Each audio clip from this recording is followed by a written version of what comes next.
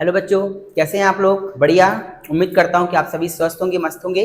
ठीक है, तो चलिए हम आज some basic concept of chemistry का लाए हैं सेकेंड वीडियो। ठीक है, इस वीडियो में हम बात करेंगे कुछ लॉज के बारे में, जिन लॉज के बेसिस पर केमिस्ट्री के सारे रिएक्शंस होते हैं, है ना। और वही रिएक्शंस जो हैं, जो जिन लॉ को फॉलो करते हैं, वो कुछ कुछ जगह पे ब्रेक भी होते हैं। ऐसा नहीं कि केमिस्ट्री के सारे रिएक्शन जो है इन पांचों लॉ के बेसिस पे ही होते हैं, कहीं कहीं पर इनका ड्रॉबैक भी है, तो वो भी देखेंगे हम लोग कि कहाँ पर ड्रॉबैक है। तो चलिए बिना टाइम वेस्ट किए अपन टॉपिक पे आते हैं। हमारा लॉ देखो क्या है, law of chemical combination and there limitations. तो लिमिटेशंस भी देखना है और उसका लॉ भी देखना है। तो फर्स्ट लॉ अपना आता है लॉ ऑफ कंजर्वेशन ऑफ मास। ठीक है, law of conservation of mass. तो इस लॉ को किसने दिया था? लेवोजियर, है ना। लेवोजियर नाम के एक साइंटिस्ट ने दिया था इस लॉ को। ठीक है, किताबों में आपको देखने को मिलेगा लाइन कि Lavoisier, it is given by Lavoisier. ठीक है, तो हम समझते हैं कि ये लॉ होता क्या है। तो लॉ में सीधे सीधे सिंपल सी बात कहा है कि कभी भी जब कोई रिएक्शन होता है ना, जब भी कोई रिएक्शन होगा, हमारा केमिस्ट्री का कोई भी रिएक्शन होगा, तो जो टोटल मास है वो क्या होता है? कांस्टेंट होता है। कभी भी मास का लॉस नहीं होता।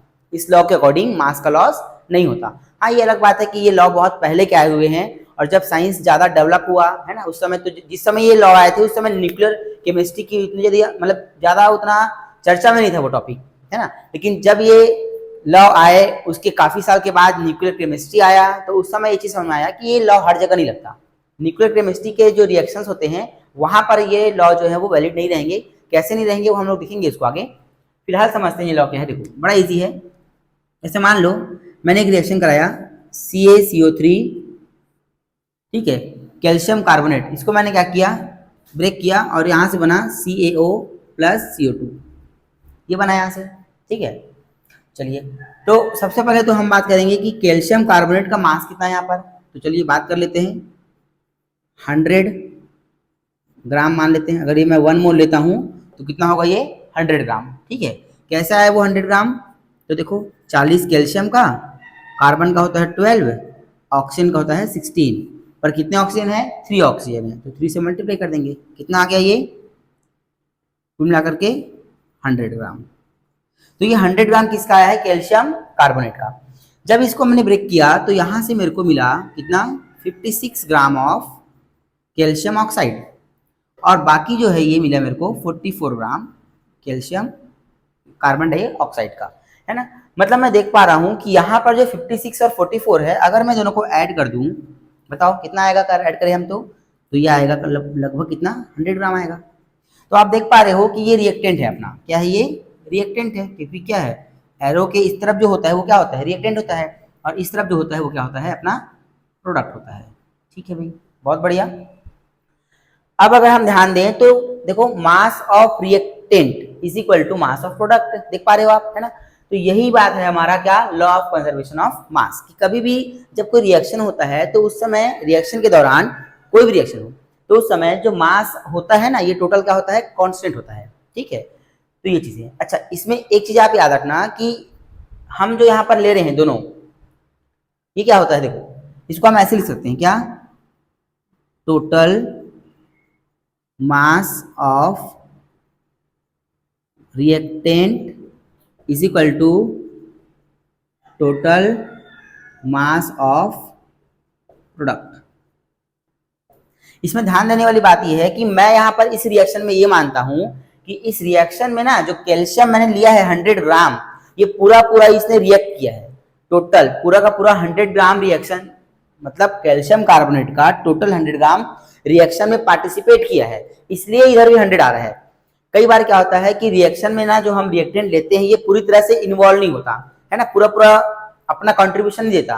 तो ऐसे में क्या होता है कि यहाँ का जो मास होता है इतना हम लिखते हैं यहाँ पर, मतलब टोटल मास ऑफ रिएक्टेंट तो लिखेंगे ही, और टोटल मास ऑफ प्रोडक्ट भी लिखेंगे ही, मतलब ऐसे लिखेंगे। देखो ये कब है? ये वाला लाइन कब वैलिड है? इफ 100% रिएक्टेंट इन्वॉल्व रिएक्शन, मतलब अगर रिएक्शन में 100% रिएक्टेंट अगर इन्वॉल्व है तब तो ये चलेगा फॉर्मूला। लेकिन अगर मान लो 100% रिएक्टेंट इन्वॉल्व नहीं है, कुछ मात्रा में मान लेते हैं हम लोग, 100 हमने लिया, 100 हमने लिया, लेकिन उसमें से मात्र 80 गया आउट। 80 ने क्या किया, पार्टिसिपेट किया प्रोडक्ट बनाने में, पर 20 तो पार्टिसिपेट नहीं किया। तब ऐसे में क्या करेंगे हम लोग, तब सिंपल रहेगा कि टोटल मास ऑफ रिएक्टेंट जो रहेगा, देखो क्या होगा, टोटल मास ऑफ रिएक्टेंट जो है इज इक्वल टू रहेगा total mass of product plus, देखो इसमें क्या प्लस करेंगे, अनरिएक्टेंट, अनरिएक्टेड रिएक्टेंट, अनरिएक्टेड रिएक्टेंट, या मास ऑफ अनरिएक्टेड रिएक्टेंट, नहीं जो मास पार्टिसिपेट नहीं किया है। क्योंकि देखो अगर ये 80, देखो हमने कितना लिया 100, यहां मैंने कितना लिया 100, अब इसमें से प्रोडक्ट कितना बनेगा, प्रोडक्ट तो उतना ही बनेगा ना जितना इसने पार्टिसिपेट किया है। मैंने बोला है 100 लिया, पर उसमें से 80% ने या 80 ग्राम ने, मान लेते हैं 80 ग्राम ने क्या किया, प्रोडक्ट बनाने में पार्टिसिपेट किया, तो 20 तो नहीं किया ना, 20 ग्राम तो नहीं किया, तो 80 ग्राम क्या किया, पार्टिसिपेट किया। तो मैंने क्या रखूंगा यहाँ पर, टोटल मास ऑफ प्रोडक्ट कितना बनेगा, भाई जितना ये पार्टिसिपेट करेगा उतना ही तो बनेगा वो। तो 80 पार्टिसिपेट किया था, यहाँ से 100 लिया था बट 80 पार्टिसिपेट किया था, तो बनेगा कितना, ये 80 बनेगा, ठीक। प्लस अब मुझे 100 लाना है, तो कैसे करूंगा, अनरिएक्टेड रिएक्टेंट कितना भैया, अनरिएक्टेड 20 है, तो 20 रख दो इधर। देखो ये, तो ये हर बार ये लाइन हर बार नहीं चलेगा ना, कि total mass of reactant total mass of product. भाई हो सकता है कि कुछ मास रिएक्टेंट का पार्टिसिपेट किया ही ना हो, तो उसको हम उधर ऐड कर देंगे, जिससे क्या हो, ये बैलेंस रहे, ठीक है। आई होप कि ये आपको समझ में आया होगा। इसका एक और एग्जांपल मैं यहाँ पर लेता हूँ। जैसे मान लो मेरे पास है, एक सिंपल सा एग्जांपल लूंगा, CH4 plus O2 gives 2H2O plus CO2, कितना हो गया 2 यहाँ जोड़ते हैं। अब बताओ ये कितना है, 16 ग्राम, ये तो आपको निकालने आना चाहिए है ना, मास तो मैंने पहले बताया था आपको, ये आना चाहिए। और ये कितना बताओ, कितना है 2 2 जा 4, यानी 4 कार्बन ऑक्सीजन है मेरे पास, तो 4 ऑक्सीजन, और हर एक का कितना होता है 16, तो 64। यहाँ बताओ कितना है, ये पानी का कितना होता है 18, तो 18 इंटू 2 यानी कितना हो जाएगा 36, और कार्बन डाइऑक्साइड कितना है 44, ठीक है। आप देख पाओगे कि आप इन दोनों को ऐड करिए, कितना आएगा बताओ, ऑलमोस्ट 80 आएगा, और यहाँ पर दोनों को ऐड करो कितना आएगा 80 आएगा। यही चीज है कि जितना रिएक्टेंट लोगे उतना ही क्या बनेगा, आपका प्रोडक्ट भी बनेगा, बस। अब इसका एक ड्रॉबैक होता है, ड्रॉबैक क्या होता है मैं बताऊंगा उसको, पहले आप फटाफट इसको लिख लीजिए, फिर ड्रॉबैक की बात करूंगा, कहां पर ये लॉ ब्रेक होता है, ये बड़ा इंटरेस्टिंग रहेगा ना।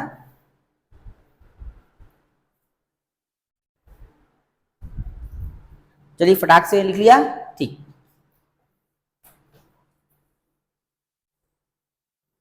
तो स्टार्ट करते हैं इसका ड्रॉबैक।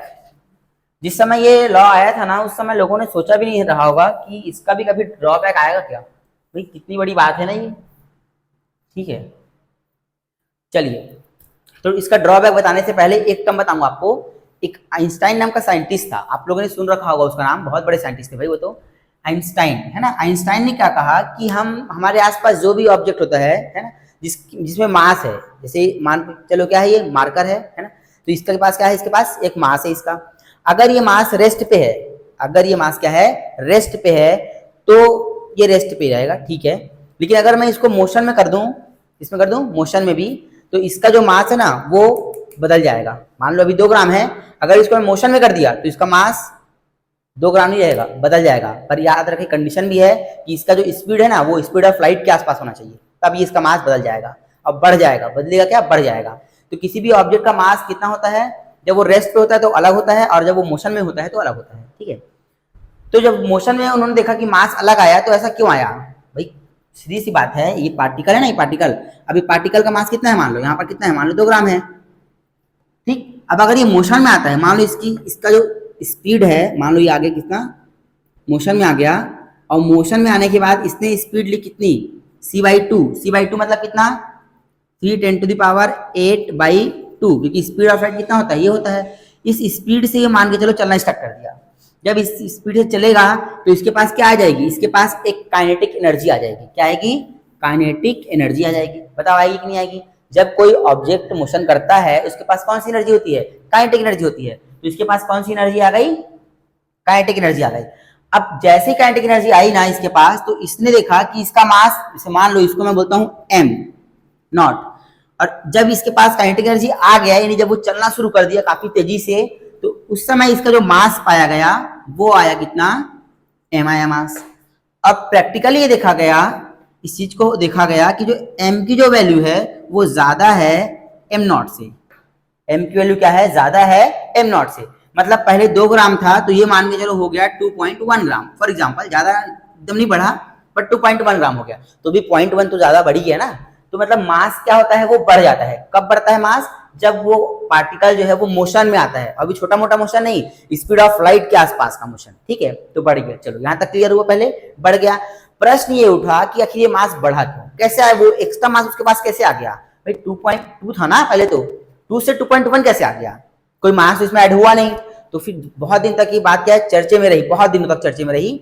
लोगों ने सोचा ऐसा हुआ क्या कि मास इसका बढ़ गया। तब यहाँ पर क्या हुआ कि एक इक्वेशन आया हमारे पास, आइंस्टाइन ने इसके पास इसके बाद ही एक इक्वेशन दिया था।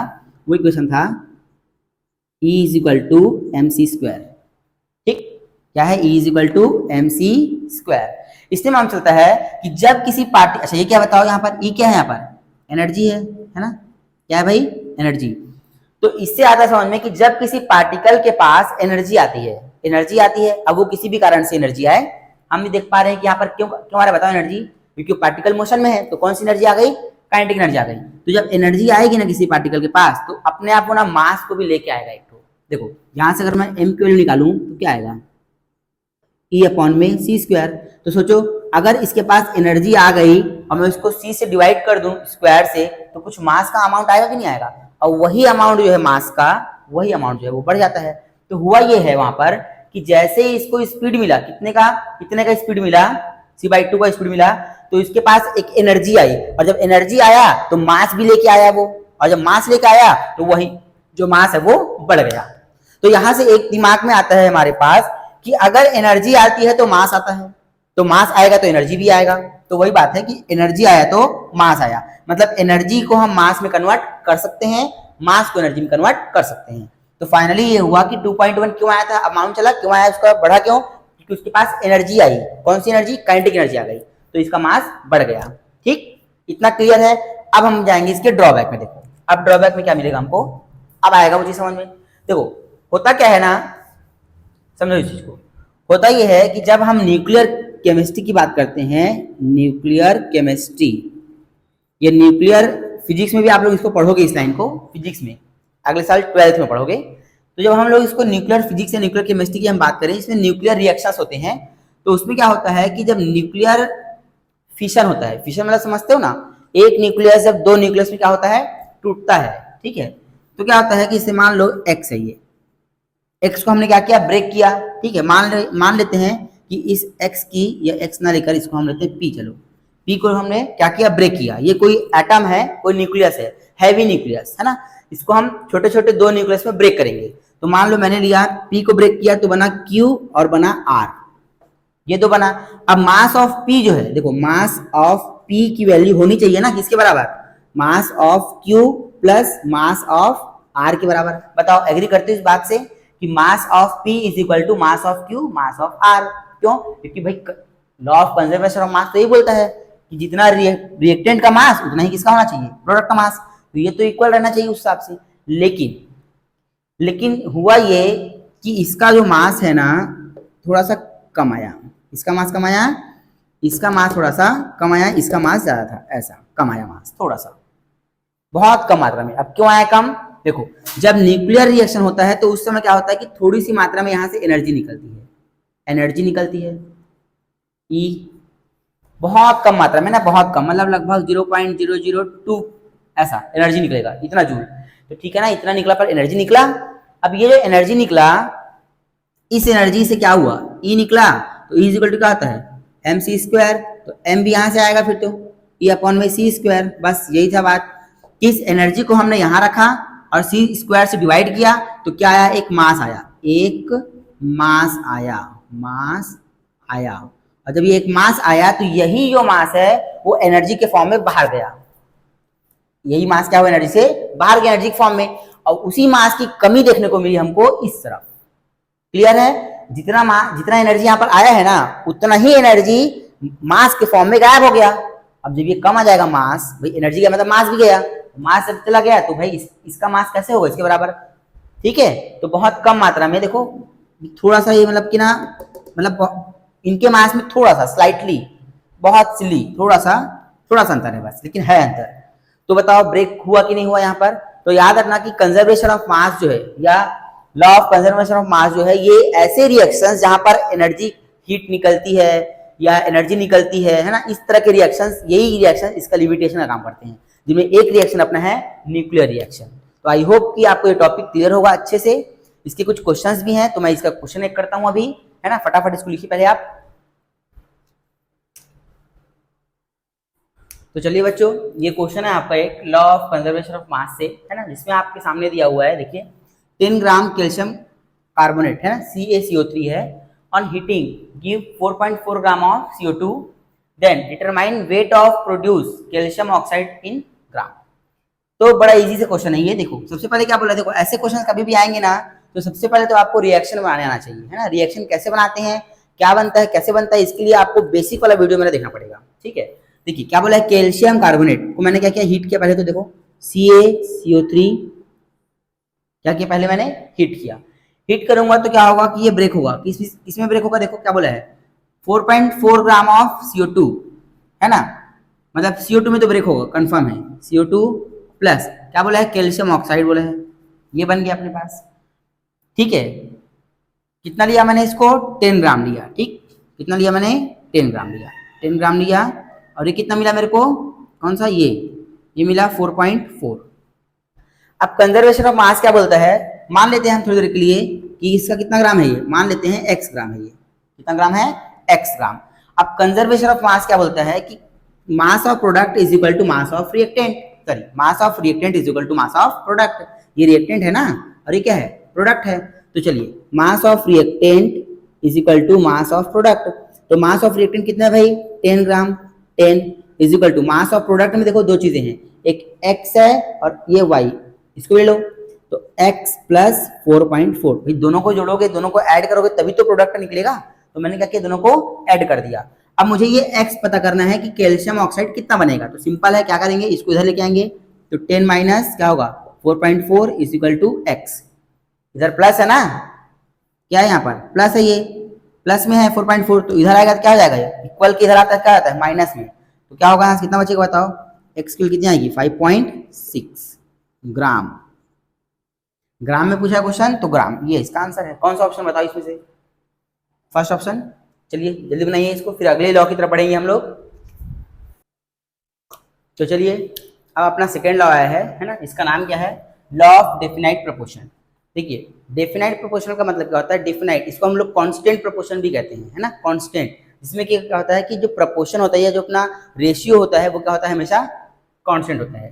तो एक एग्जांपल समझेंगे कि ये लॉ आखिर कहना क्या चाहता है। देखिए इस लॉ के अकॉर्डिंग क्या है, जैसे मान के चलो मेरे पास पानी का अलग अलग सोर्स है, ठीक है, पानी का अलग अलग सोर्स, क्या मान के चलिए मेरे पास ये क्या है, एक नदी है ना, ये नदी है, ठीक है। एक मेरे पास है तालाब है, और एक पानी का सोर्स है मेरे पास, क्या, नल। ये 3 सोर्स है मेरे पास पानी का, नदी है, तालाब है और नल, है ना, 3 अलग अलग पानी यहाँ पर है, ये सब जगह पानी भरा हुआ है। मैंने क्या किया कि तीनों जगह के सैंपल्स को लिया मैंने, है ना। तो मैंने देखा कि यहाँ पर जो पानी का मेरे को फॉर्मूला मिला वो मिला क्या, H2O। यहाँ पर जो फॉर्मूला मिला पानी का वो मिला H2O, और यहाँ पर जो पानी का मिला फॉर्मूला H2O, ठीक। मतलब अलग अलग तरीके से जब पानी का मुझे फॉर्मूला मिला, है ना, भाई सोर्स तो सबका अलग अलग है, तो अलग अलग सोर्स से जब मैंने पानी ऑब्टेन किया और मैंने उसमें हाइड्रोजन और ऑक्सीजन का रेशियो जब देखा, चेक किया, तो मुझे क्या मिला, चेक करते हैं। देखिए यहाँ पर क्या है, एक H2O में क्या क्या होता है, 2 हाइड्रोजन है और एक ऑक्सीजन है। तो H2O का H ले लिया और ऑक्सीजन का O ले लिया मैंने, है ना। अब क्या करूंगा बताओ, यहाँ पर कितना हाइड्रोजन है, तो 2 into 1, तो मास कितना होता है हाइड्रोजन का, 1 होता है ना। तो 2 into 1 मैंने यहाँ क्या किया, मैं मास में यहाँ पर लिख रहा हूँ दोनों का। तो 2 into 1 किया, रेशियो कितना है, ऑक्सीजन का मास कितना होता है 16, ये याद होना पड़ेगा, याद करना पड़ेगा आपको, तभी बनेगा ये हो गया। अब बताइए कि दोनों का क्या करूंगा, इसको 2 into 1 यानी कि कितना आएगा 2, रेशियो कितना ऑक्सीजन है यहाँ पर 1, तो 16 को 1 से करोगे तो 16 ही आएगा। तो 2 रेशियो 16 आया। अब इसका मुझे सिंपल रेशियो निकालना है। सिंपल रेशियो कैसे निकालते हैं, क्या तरीका है, सबसे जो छोटा रहेगा ना उससे क्या करो, दोनों को डिवाइड कर दो, एकदम इजी।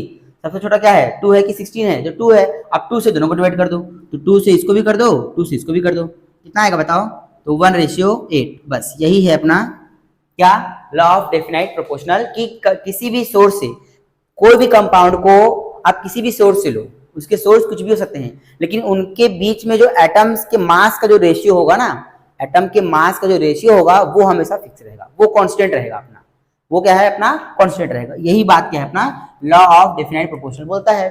ठीक है, एक और एग्जांपल समझो इसका, जैसे मान लो एक एग्जांपल देखो, जैसे मान लो कार्बन डाइऑक्साइड है ना हमारे पास। अब कार्बन डाइऑक्साइड जो है वो कहाँ कहाँ से निकल सकता है, तो सोर्स क्या है उसका, तो एक तो CaCO3 को आप ब्रेक करो, तो मैंने देखा बताया था लॉ ऑफ मास वाले में, भाई लॉ ऑफ कंजर्वेशन ऑफ मास में क्या बताया था, CaCO3 को ब्रेक करना बताया था ना, क्या बनता है CaO + CO2 बनता है, तो ये बना, तो ये तो बना कार्बन डाइऑक्साइड। अच्छा, एक तरीका और क्या है, जब हम कार्बन को क्या करते हैं, बर्न करते हैं, जलाते हैं जब कार्बन को, तो भी बनता है कार्बन डाइऑक्साइड। ठीक है, तो carbon plus oxygen gives CO2, ये भी बनेगा।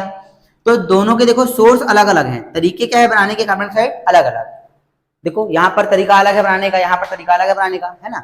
लेकिन जब मैं दोनों को ही, जैसे मान लो मैंने इसको लिया, इस वाले को लिया और इस वाले को लिया, दोनों को लिया, तो दोनों में देखो फॉर्मूला बिल्कुल सेम आया, मतलब कार्बन और ऑक्सीजन का जो रेशियो आएगा ना मेरा, वो दोनों में सेम आएगा।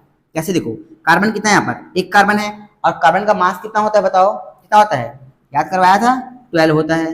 2 ऑक्सीजन है और हर एक ऑक्सीजन का मास कितना होता है 16, देखना अब यहाँ पर 16, तो 16 कर दिए, तो कितना आ गया 12 रेशियो कितना आएगा ये 32। इसका सिंपल रेशियो कैसे निकालेंगे बताओ आप, सिंपल पहले तो 2 से डिवाइड कर दो, क्योंकि ऐसा कोई नंबर है क्या है जो ये दोनों डिवाइड हो जाए, ऐसा कोई नंबर है जिससे दोनों डिवाइड हो जाए, क्या है वो नंबर 4 है। देखो 4 से क्या होगा, दोनों डिवाइड हो जाएगा, तो 4 3 जा और ये 8, तो कार्बन रेशियो ऑक्सीजन जो आएगा वो कितना आएगा 3:8। भले ही इनका सोर्स अलग अलग है पर एटम के मास का जो रेशियो है वो सेम आएगा। बस यही बात है क्या, लॉ ऑफ डेफिनाइट प्रोपोर्शन या कांस्टेंट प्रोपोर्शन।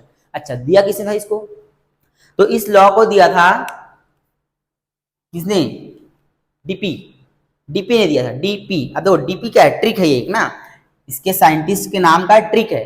डी से आप लोग सब लोग व्हाट्सएप चलाते हो, व्हाट्सएप में क्या रहता है डीपी डालते हो, डीपी, हाँ, तो डी मतलब डेफिनाइट याद करना, और पी का मतलब प्राउस्ट, जोसेफ प्राउस्ट, तो डीपी है ना। डेफिनाइट प्रोपोर्शन किसने दिया था, पी ने, पी मतलब प्राउस्ट ने दिया था, डीपी से याद रहेगा ये।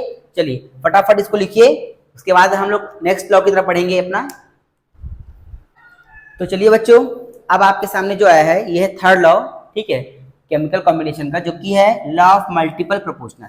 तो मल्टीपल प्रोपोर्शन का मतलब क्या होता है, देखो मल्टीपल का मतलब होता है मल्टीप्लाई करना, मल्टीप्लाई मतलब गुणा करना एक प्रकार से, ठीक है। तो मल्टीपल प्रोपोर्शन में हम क्या समझेंगे, मान के चलिए आपके पास 2 एलिमेंट हैं, ठीक, वो इसमें से एक एलिमेंट मान लो नाइट्रोजन है, ये जैसे जस्ट एक एग्जाम्पल है ना, ऐसे और भी हो सकते हैं। तो एक नाइट्रोजन है और दूसरा है हमारे पास ऑक्सीजन। तो जब 2 एलिमेंट आपस में क्या करते हैं, रिएक्ट करते हैं, और रिएक्ट करके एक से ज्यादा प्रकार के कंपाउंड बनाते हैं, ठीक है, एक से ज्यादा प्रकार के कंपाउंड बनाएंगे। अब मान के चलो वो जो कंपाउंड हमारा बना नाइट्रोजन का, वो कंपाउंड क्या क्या है, तो वो कंपाउंड पहला है हमारा N2O है, एक कंपाउंड हमारे पास है NO, एक होता है N2O3, एक होता है N2O4 और एक होता है N2O5। ये 5 टाइप के अलग अलग क्या किए इसने कंपाउंड बनाए हैं। ध्यान से अगर हम देखें तो इन पांचों के पांचों कंपाउंड में केवल नाइट्रोजन और ऑक्सीजन ही है, मतलब ये सारे कंपाउंड नाइट्रोजन के क्या हैं, ऑक्साइड हैं। बताया था पहले भी मैंने कि जब ऑक्सीजन किसी से रिएक्ट करता है तो क्या बनाता है, ऑक्साइड बनाता है, ठीक है भाई, है ना, यहाँ तक क्लियर। अब हम क्या करेंगे, अब हम लेंगे यहाँ पर मास, किसका मास लेंगे हम लेंगे यहाँ पर मास ऑफ नाइट्रोजन। तो चलिए मास ऑफ नाइट्रोजन कितना है बताइए, मास ऑफ नाइट्रोजन कितना है यहाँ पर 28 है, यहाँ पर कितना है 14, यहाँ पर कितना है 28, यहाँ पर कितना है 28, यहाँ पर कितना है 28, ठीक है, थोड़ा सा ज़्यादा बड़ा हो गया ये नाइट्रोजन। अब क्या करूंगा अब मैं लेता हूं mass of oxygen, mass of oxygen, बताइए कितना ऑक्सीजन यहाँ पर, मास कितना होगा ऑक्सीजन का 16, यहाँ पर कितना होगा 16, यहाँ पर कितना है 48, यहाँ कितना है 64 और यहाँ पर कितना है 80। अब क्या करना है, अब ना मुझे किसी एक के मास को फिक्स करना है। अब मास को फिक्स कैसे करूंगा, देखो ये बताओ, यहाँ पर क्या सभी में नाइट्रोजन फिक्स है क्या, नहीं, एक जगह वेरी कर रहा है, यहाँ तो खैर बहुत कुछ वेरी कर रहा है, हम इसको फिक्स करेंगे, ठीक है, जिसको आसानी से फिक्स कर सकते हैं। तो बताओ इसको 28 करने के लिए, इनके जैसे लाने के लिए क्या करना पड़ेगा, 2 से मल्टीप्लाई करना पड़ेगा, क्या आ गया 28 आ गया, तो ये हो गया फिक्स 28 28 28। अब इसको जब करोगे मल्टीप्लाई तो इसको भी तो करना पड़ेगा, ऑप्शन को भी, तभी तो मेंटेन होगा ना वो, तो कितना हो गया 32। तो आप देख पा रहे हो यहाँ पर कि जो हमारा इनका जो मास ऑफ ऑक्सीजन है वो एक मल्टीपल के फॉर्म में है, मल्टीपल मतलब टेबल के फॉर्म में मल्टीप्लाई होते जा रहे हैं। 16 2 जा 32, 32 उसके बाद 16 3 जा 48, 16 4 जा 64 और 16 5 जा 80। तो देखो एक मल्टीपल में है कि नहीं है, बस इसी बात को कहता है हमारा कौन, लॉ ऑफ मल्टीपल प्रपोर्शन, ठीक है। इसके अलावा हमारे पास कुछ और भी कंपाउंड्स हैं, फॉर एग्जांपल मान के चलो हमारे पास कार्बन है, हमारे पास ऑक्सीजन है। अब बताओ कार्बन और ऑक्सीजन का कौन कौन सा ऑक्साइड आप जानते हो, तो आई होप कि आप 2 ऑक्साइड के बारे में आपने सुन रखा होगा, एक तो होता है कार्बन मोनोऑक्साइड और एक होता है कार्बन डाइऑक्साइड। अब मोनो का मतलब क्या होता है और डाई का मतलब क्या होता है, ये भी मैंने आपको पहले बेसिक वाले वीडियो में बताया था, इसलिए मैं बोल रहा हूँ बार बार कि आप बेसिक वीडियो जो है हमारा थोड़ा लंबा है भले, तो उसको पढ़ के आइए, फिर आपको ऑटोमेटिक सारी चीजें क्लियर होती जाएंगी। तो देखिए क्या है बताओ, यहाँ पर कार्बन का अगर मैं मास दूं और यहाँ पर मैं ऑक्सीजन का मास दूं तो क्या आएगा, कार्बन कितना है 1 है, CO2 ले, देखो एक में CO2 लेता हूं मैं और एक में CO लेता हूं, देखो यहाँ पर मैंने क्या किया CO लिया, यहाँ पर क्या लिया CO2 लिया, ऐसा। अब बताओ कार्बन का कितना है मास, यहाँ पर बताओ 12, यहाँ पर कितना है 12, ये तो ऑलरेडी फिक्स ही है, फिक्स करने की जरूरत नहीं है इसको।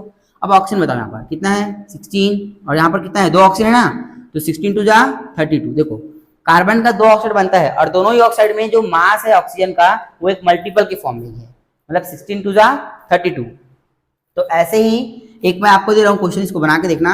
हाइड्रोजन का 2 ऑक्साइड है, हाइड्रोजन डाई हाइड्रोजन ऑक्साइड और एक होता है हाइड्रोजन पर ऑक्साइड, ये H2O2। इसमें भी इसी रूल को देखो लगा करके, क्या ये एक दूसरे के मल्टीपल है कि नहीं है, बताइए कमेंट बॉक्स में इसको। तो आई होप कि आपको आया होगा ये टॉपिक समझ में, ठीक है। एक चीज आपको मैं बता दूं कि अभी तक हमने 2 लॉ पढ़े हैं, 3 लॉ पढ़े हैं, 3 में से फर्स्ट लॉ का लिमिटेशन तो मैंने आपको बताया था, ये सेकेंड लॉ और थर्ड लॉ का जो लिमिटेशन है ये है आइसोटोप्स, ठीक है, क्योंकि जिस समय ये लॉ आए थे उस समय आइसोटोप्स डिस्कवर नहीं हुए थे, ठीक। तो आइसोटोप्स जो आएंगे वो इनके क्या होंगे, लिमिटेशंस होंगे। जैसे मान के चलो, अब आइसोटोप कैसे देखो, जैसे मान लो यहीं पर मान लेते हैं हम लोग, ये तो फिक्स है, ये तो अपना दिख रहा है कि हाँ लॉ ऑफ मल्टीपल प्रोपोर्शन को फॉलो कर रहा है। लेकिन मान लो मैं अगर कार्बन जो होता है ना वो मेरा 2 फॉर्म में होता है, किस फॉर्म में, एक 12 और एक 14।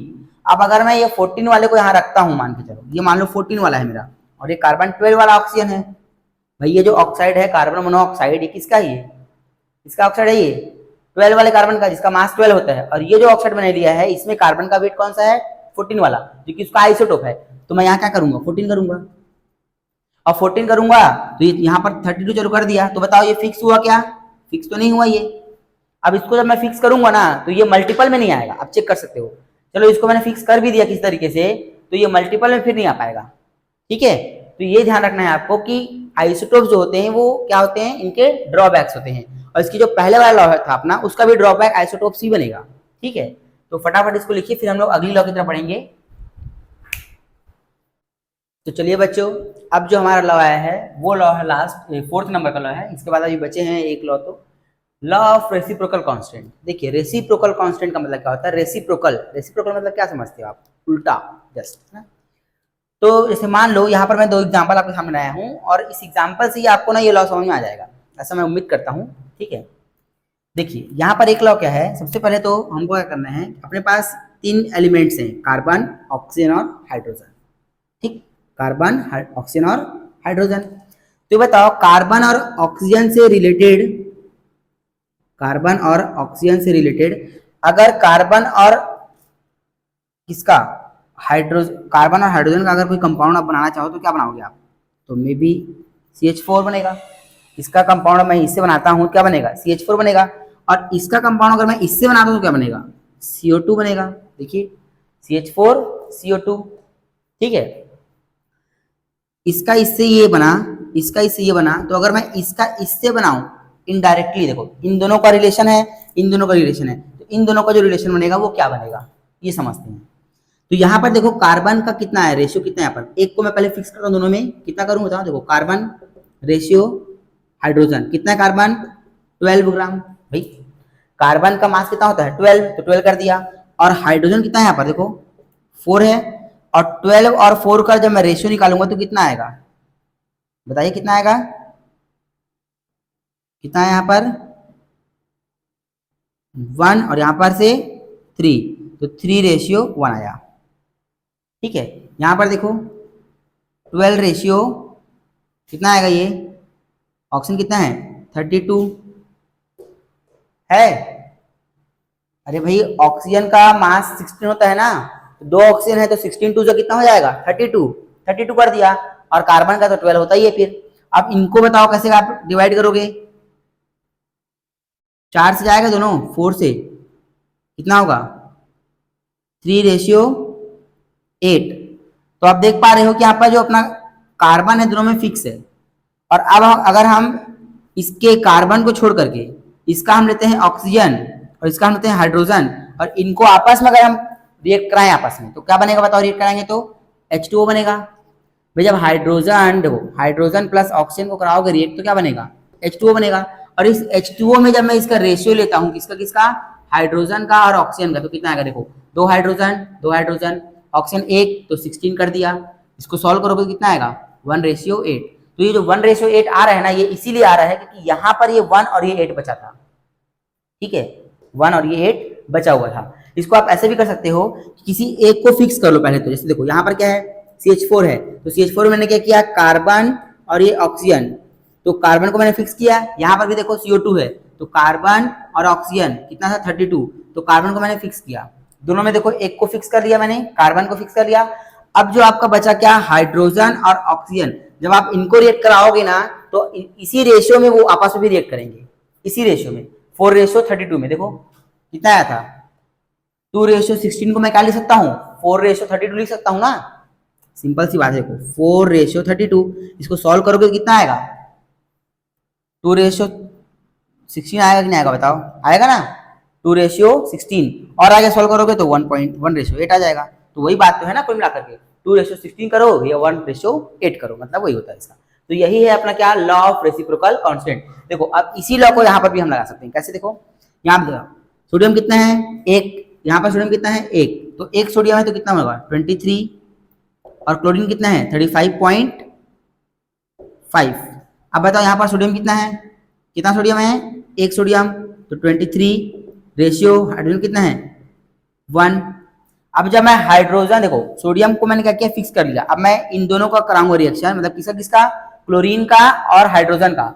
तो हाइड्रोजन का और क्लोरीन का कराऊंगा रिएक्शन तो कितना आएगा, देखो हाइड्रोजन कितना है यहाँ पर 1, रेशियो क्लोरीन कितना है अपना 35.5, तो ये आएगा इसका रेशियो।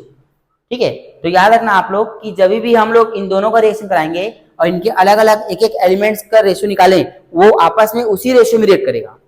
मतलब ये आपस में जो है ना, जिस रेशियो में इनके साथ था उसी रेशियो में आपस में भी रिएक्ट करेंगे ये, लेकिन कब, जब सामने वाले का रेशियो क्या हो जाए, सामने वाले का मास क्या हो जाए, फिक्स हो जाए तब। तो फिक्स करने के बाद ही आपको ये काम करना है, ये आपको ध्यान रखना है। तो चलिए फटाफट इसको नोट करिए। और एक चीज है कि इस लॉ को किसने दिया था, तो रिचर नाम के एक साइंटिस्ट थे, रिचर। देखो law of reciprocal, R for reciprocal और R फॉर रिचर, तो याद रखना इसको, कौन दिया था इसको, रिचर नाम के साइंटिस्ट ने। और लॉ ऑफ डिफिनाइट प्रोपोर्शन को मैंने बताया था आपको, है ना, किसने दिया था, डिफिनाइट को क्या बताया था, डीपी बताया था, डीपी, डी से डिफिनाइट, पी से प्राउस्ट, जोसेफ प्राउस्ट ने दिया था। एक होता है एमडी, मल्टीपल प्रोपोर्शनल के लिए एमडी, डी मतलब डाल्टन, एम मतलब मल्टीपल प्रोपोर्शन, याद रखना एमडी। जब आप डॉक्टर बनोगे, जो बच्चे बायो लेते हैं वो बच्चे क्या बनते हैं, डॉक्टर। डॉक्टर के बाद क्या बनते हैं, वो एमडी करते हैं ना, मेडिसिन से करते हैं, तो उस समय क्या होता है एमडी, याद रखना, एम मतलब मल्टीपल प्रोपोर्शन और डी मतलब डाल्टन। ठीक है, चलिए फटाफट इसको लिख लीजिए, इसको तो खैर रिचर ने दिया था। तो चलिए बच्चों, अब जो हमारा लॉ आया है ये लास्ट लॉ है, लॉ ऑफ गैसियस वॉल्यूम, है ना। इसके नाम में ही क्लियर है क्या, गैसियस वॉल्यूम। देखिए गैसियस वॉल्यूम, तो सबसे पहले तो गैसेस रिएक्शंस के लिए ये रहेगा, और वॉल्यूम मतलब हम इसमें वॉल्यूम से संबंधित कुछ बातें करने वाले हैं, है ना, कि रिएक्शंस का वॉल्यूम से क्या रिलेशनशिप है। तो चलिए एक एग्जांपल के थ्रू समझते हैं। जैसे मान लो मेरे पास एक रिएक्शन है, for example N2 plus 3H2 gives 2NH3। ये मेरे पास एक एग्जांपल है ना। इस एग्जांपल में अगर मैं बात करूं तो ये 1 यहाँ पर 3, यहाँ पर 2। लॉ ऑफ गैसेस वॉल्यूम ये कहता है कि जब भी कोई रिएक्शन ऐसा होता है ना, गैसेस फॉर्म में रिएक्शन होती है, तो अगर इनका टेम्परेचर और इनका जो प्रेशर है अगर वो कांस्टेंट है, क्या है, टेम्परेचर और प्रेशर क्या है, वो सेम है। सेम मतलब बोलना चाहिए एक प्रकार से कांस्टेंट है। तो ऐसे में इनका जो ये रेशियो रहेगा ना वो फिक्स रहेगा। अब रेशियो फिक्स कैसे रहेगा समझो इसको। ये बताओ यहाँ पर कितना वॉल्यूम है, सामने 1 मतलब ये 1 वॉल्यूम है ये, और ये कितना वॉल्यूम बताओ, सामने 3 मतलब 3 वॉल्यूम, और ये कितना वॉल्यूम है, 2 वॉल्यूम। मतलब जब 1 वॉल्यूम नाइट्रोजन 3 वॉल्यूम हाइड्रोजन से रिएक्ट करता है, जब करेगा तब 2 वॉल्यूम किसका बनेगा, अमोनिया का बनेगा। अमोनिया मतलब NH3। तो अमोनिया का वॉल्यूम 2 वॉल्यूम बनाने के लिए मुझे 3 वॉल्यूम क्या चाहिए, 3 वॉल्यूम हाइड्रोजन, और 1 वॉल्यूम क्या चाहिए, नाइट्रोजन। इतनी सी बात है। अच्छा, इसके लिए हम इसको एक और टर्म से ले सकते हैं। अगर मान लो मैंने इसको 100 किया, बताइए अगर मैं इसको 100 वॉल्यूम करूंगा तो कितना करना पड़ेगा इसको, ये इसका 3 टाइम था तो ये भी इसका क्या रहेगा, 3 टाइम रहेगा। मतलब एक सिंपल रेशियो में रहेगा ये, हमेशा सिंपल रेशियो में। देखो यहाँ पर निकालोगे सिंपल रेशियो तो क्या आएगा, 1:3 आएगा। और 100 का और 300 का, भाई ये 3 है तो इसको भी 3 करना पड़ेगा ना, 300 इसका 3 टाइम, तो 300 वॉल्यूम जब लोगे तो इसका भी अगर ध्यान से देखो तो सिंपल रेशियो तो रहेगा। और चलो बताओ ये कितना बनेगा, जब ये 1 3 तो ये 2 बना, तो ये 100 300 तो कितना बनेगा, ये सिंपल है, बताओ। यस गुड, 200 बनेगा। बस इतनी सी बात है। अच्छा, इसमें एक चीज और याद रखना है आपको कि ये वॉल्यूम के लिए तो वैलिड है ही है, साथ में ना मोल्स हो गए, मॉलिक्यूल्स हो गए, उनके लिए भी चलेगा ये लॉ। जैसे मान लो हम जब पढ़ेंगे ना स्टोइकियोमेट्रिक क्वेश्चंस, है ना, या हम जब पढ़ेंगे लिमिटिंग रिएजेंट्स क्वेश्चन, तो हम वहां पर समझेंगे इस चीज को कि कैसे ये मोल से रिलेटेड है, और बहुत सारे क्वेश्चन ऐसे ही हमारा बन जाएगा। चलिए जैसे मान लो एक एग्जाम्पल है, इसी में देते हैं। मान लो कितना वॉल्यूम बताओ, वॉल्यूम तो ठीक है, यहाँ बताओ कितना मोल है, ये कितना मोल है बताओ, तो 1 मोल बोलेंगे। याद रखना सामने जो नंबर रहता है ना वो मोल को शो करेगा, तो 1 मोल बोलेंगे। ये कितना है, 3 मोल है, तो बताओ ये कितना बनेगा, 2 मोल। ये भी हमेशा सिंपल रेशियो में ही रहेगा, मोल में लो या मॉलिक्यूल में लो। 1 मॉलिक्यूल 3 मॉलिक्यूल, और ये कितना मॉलिक्यूल है, 2 मॉलिक्यूल। तो ये हर जगह लगेगा ना ये लॉ, इसी को हम बोलते हैं लॉ ऑफ गैसियस वॉल्यूम। ठीक है, इसमें कि वॉल्यूम क्या होता है हमारा, वॉल्यूम एक हमेशा सिंपल रेशियो में रहता है। ठीक है, जिस हिसाब से आप बदलोगे उस हिसाब से नीचे का वॉल्यूम, प्रोडक्ट का वॉल्यूम भी बदलते जाएगा। तो आई होप कि आपको ये 5 लॉ जो है वो क्लियर होंगे। ठीक है, सीजी बोर्ड के एग्जाम में, सीजी बोर्ड नहीं बोलना चाहिए बल्कि 9th स्टैंडर्ड के एग्जाम में और 11th स्टैंडर्ड के एग्जाम में, तो स्कूल के एग्जाम में ये 5 लॉ से क्वेश्चन आते हैं, है ना। लेकिन हम अगर बात करें एंट्रेंस का, चाहे कोई भी एंट्रेंस हो, मेडिकल का हो, इंजीनियरिंग का हो, तो जो स्टेट लेवल के एग्जाम होते हैं उनमें ये क्वेश्चन आते हैं। पर जो नेशनल लेवल के एग्जाम है, लाइक हमारे नीट हो गया, जेई हो गया, तो उनके एग्जाम में इनसे क्वेश्चंस आने के चांसेस थोड़े से कम होते हैं। लेकिन फिर भी जब केमिस्ट्री पढ़ रहे हो तो केमिस्ट्री अच्छे से पढ़ो, तो आपको सारी चीजें अच्छे से आनी चाहिए, विथ एग्जाम्पल, विथ इनके लिमिटेशंस। चलिए पढ़ाई करते रहें, अच्छे से लिख लीजिए फटाफट।